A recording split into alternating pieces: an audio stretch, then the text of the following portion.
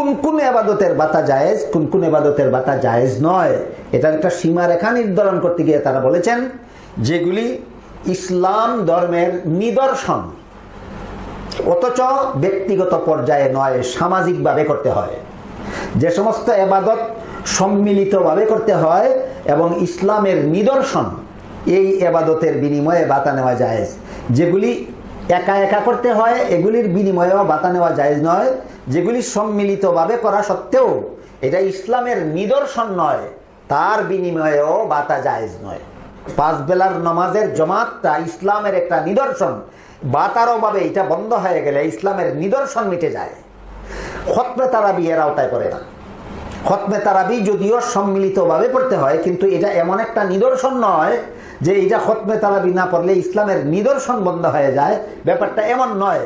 এই জন্য হানাফি মযহাবের ফতোয়া মতে 5 বেলার নামাজের জামাতে ইমামতি করে বাতা নেওয়া জায়েজ আছে, খতমে তারাবির বিনিময়ে বাতা নেওয়া জায়েজ নাই। এখন এই যে মূলনীতি তিনি ফেস করেন, আসলে মূলনীতিটা ফেস করতেছে খতমে তারাবি টাকা না জায়েজ হওয়া প্রমাণ করার জন্য। তো এরকম ইবাদতগুলা টাকা দিয়ে ইমামত করা জায়েজ আছে, টাকা নেওয়া জায়েজ আছে এরকম ইবাদতের ক্ষেত্রে। তো এর মধ্যে তিনি বললেন যেমন ইমামতি, এটা জামাতবদ্ধভাবে করা হয় এবং এইটা 5 ওয়াক্ত নামাজ ইমামতি এটা যদি বন্ধ হয়ে যায় তাহলে একটা ইসলামের নিদর্শন বন্ধ হয়ে যাবে, এর জন্য এটাতে টাকা নেওয়া জায়েজ। কিন্তু খতমে তারাবি এটা জামাতবদ্ধভাবে করা হয় ঠিক আছে, কিন্তু এটা ইসলামের নিদর্শন না, এটা যদি বন্ধ হয়ে যায় তাহলে ইসলামের নিদর্শন বন্ধ হয়ে গেছে, ব্যাপারটা এমন নয়। এর জন্য খতমে তারাবিতে টাকা নেওয়া জায়েজ নাই, এভাবে তিনি বললেন। এখন এই প্রশ্নের উপরে আমি প্রশ্ন করি, আমার এই প্রশ্নের জবাবটা আমি চাই। শাইখ অলিপুরি তার আমার ভিডিও দেখবে না, যারা দেখবে না আপনারা একটু জবাব দিয়েন, যারা অলিপুরির পক্ষে ওকালতি করবেন, যারা তাদের অন্ধ অনুসরণ করেন, তাদের কাছে আমার প্রশ্ন যে আপনারা একটু জবাব দিবেন যে বুঝলাম 5 ওয়াক্ত নামাজটা এটা ঐক্যবদ্ধভাবে হয় এবং এটা ইসলামের নিদর্শন শিয়ারের মধ্যে অন্তর্ভুক্ত, এই জন্য এটার ইমামতির জন্য আবশ্যক টাকা দিয়ে নির্ধারণ করা, নাইলে এটা বন্ধ হয়ে যাবে।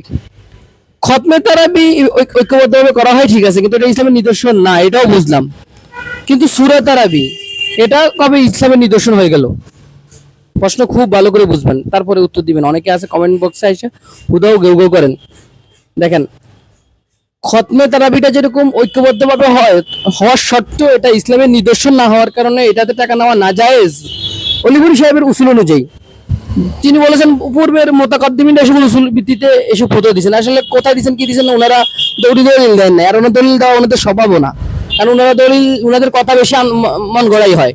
দলিল ভিত্তিক কথা ওনারা কখনোই বলে নাই, যে পর্যন্ত আহলে হাদিসরা ওনাদেরকে চাপ দেয় নাই। এখন আহলে হাদিসরা চাপ দেওয়ার পরেও টুকটাক বলা হয়, এত বেশি বলা হয় না। ওনারা দলিলের দাঁড়ে না, দলিল ওনাদের লাগে না, ওনারা নিজেরাই হুজ্জত। তো কথা হচ্ছে খতমে তারাবিটা ঐক্যবদ্ধ হওয়া শর্ত, যেহেতু এটা ইসলামের নিদর্শন না, এখানে টাকা নেওয়া জায়েজ নাই। এই মূলনীতির ভিত্তিতে তো সূরা তারাবি ঐক্যবদ্ধভাবে হয়, এটাও ইসলামের নিদর্শন না, তাহলে এটাতে টাকা নেওয়া কেমনে বৈধ হয়? সূরা তারাবিতে কেমনে টাকা নেওয়া বৈধ হয়? যদি সূরা তারাবিতে টাকা নেওয়া বৈধ হয় তাহলে এই মূলনীতি যদি সূরা তারাবিতে না থাকা সত্ত্বেও সূরা তারাবিতে টাকা নেওয়া বৈধ হয়, তাহলে খতমে তারাবিতে তো টাকা নেওয়া বৈধ হওয়ার কথা। দেখেন, অনেকে আসে বলবেন যে সূরা তারাবিতে এই কারণে এখানে খতম হয় না, ওখানে খতম হয়, এই জন্য। আমি ওই পয়েন্ট আলোচনা করতেছি না, ওই পয়েন্টে যখন আলোচনা করবো তখন ওইভাবে উত্তর দিবেন। আমি এখানে পয়েন্ট হচ্ছে উনার এই পয়েন্টে যে শিয়ারে ইসলাম না নয় কিন্তু ঐক্যবদ্ধভাবে হয়, এরকম ইবাদতের ক্ষেত্রে টাকা নেওয়া বৈধ না। খতমে তারাবি তো উনি এই উসুলের ভিত্তিতে তো উনি সূরা তারাবিকে এখানে নোট করতে পারতেন যে 5 ওয়াক্ত নামাজ এটা ঐক্যবদ্ধভাবে এবং এটা ইসলামের নিদর্শন, এর জন্য এটাতে টাকা দিয়ে ইমাম নির্ধারণ না করলে এটা বন্ধ হয়ে যাবে, ফলে এটাতেই টাকা দিয়ে ইমামতি আবশ্যক, এটা বৈধ।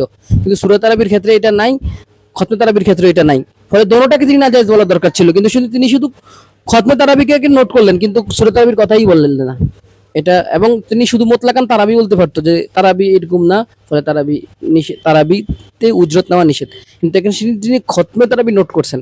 তার মানে ওনাদের হচ্ছে মূল উদ্দেশ্য হচ্ছে খতমে তারাবিতে টাকা নেওয়া বৈধ না, এটা প্রমাণ করার জন্য যা মন চায় নিজের মন মতো উসুল তৈরি করবে। আর উসুল তৈরি করতে হলে উসুলবিদ হওয়া লাগে, উসুল তৈরি করতে হলে ওরকম যোগ্যতা লাগে, এমন একটা উসুল কায়েম করতে হবে যে উসুলটা সকল মাসালাকে একত্র করবে, তার বিপরীতে আর কোনো কথা আসবে না। তো এটা তিনি করতে পারেন নাই।